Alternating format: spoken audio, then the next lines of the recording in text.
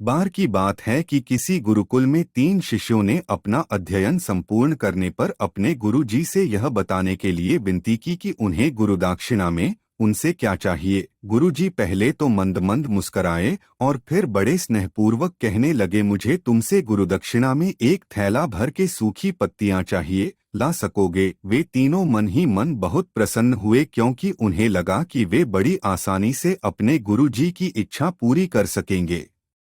सूखी पत्तियां तो जंगल में सर्वत्र बिखरी ही रहती हैं। वे उत्साहपूर्वक एक ही स्वर में बोले, जी गुरु जी, जैसी आपकी आज्ञा। अब वे तीनों शिष्य चलते चलते एक समीपस्थ जंगल में पहुंच चुके थे, लेकिन यह देखकर कि वहां पर तो सूखी पत्तियां केवल एक मुट्ठी भर ही थीं, उनके आश्चर्य का ठिकाना न रहा। वे सोच में पड़ गए कि आखिर जंगल से कौन सूखी पत्तियां उठाकर ले गया होगा।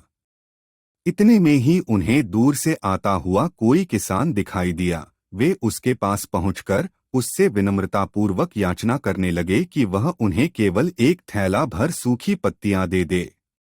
अब उस किसान ने उनसे क्षमा याचना करते हुए उन्हें यह बताया कि वह उनकी मदद नहीं कर सकता, क्योंकि उसने सूखी पत्तियों का ईंधन के रूप में पहले ही उपयोग कर लिया था। अब वे तीनों पास में ही बसे एक गांव की ओर इस आशा से बढ़ने लगे थे कि हो सकता है वहां उस गांव में उनकी कोई सहायता कर सके।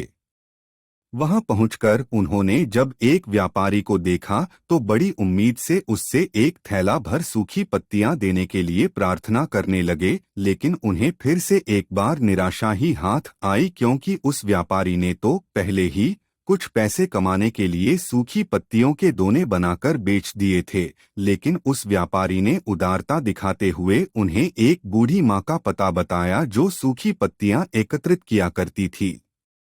पर भाग्य ने यहाँ पर भी उनका साथ नहीं दिया, क्योंकि वह बूढ़ी माँ तो उन पत्तियों को अलग अलग करके कई प्रकार की औषधियाँ बनाया करती थी। अब निराश होकर वे तीनों खाली हाथ ही गुरुकुल लौट गए। गुरुजी ने उन्हें देखते ही स्नेहपूर्वक पूछा, पुत्रों, ले आए गुरुदक्षिणा? तीनों ने सर झुका लिया। गुरुजी द्वारा दोबारा पूछे जाने पर उनमें से एक शिष्य कहने लगा, गुरुदेव, हम आपकी इच्छा पूरी नहीं कर पाए।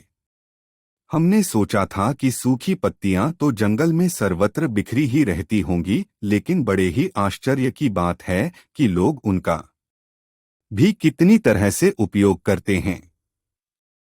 गुरुजी फिर पहले ही की तरह मुस्कराते हुए प्रेमपूर्वक बोले, निराश क्यों होते हो? प्रसन्न हो जाओ और यही ज्ञान की सूखी पत्तियां भी व्यर्थ नहीं हुआ करती, बल्कि उनके भी अनेक उपयोग हुआ करते हैं। मुझे गुरुदक्षिणा के रूप में दे दो। तीनों शिष्य गुरु जी को प्रणाम करके खुशी खुशी अपने अपने घर की ओर चले गए।